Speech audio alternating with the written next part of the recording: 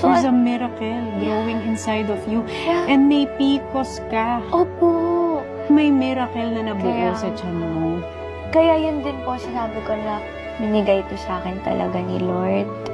Kasi may PCOS ako, nawalan ako ng parents at a young age. Kaya feeling ko para sa akin talaga siya. Ito yung parang magiging katuwang mo, kasama mo sa buhay.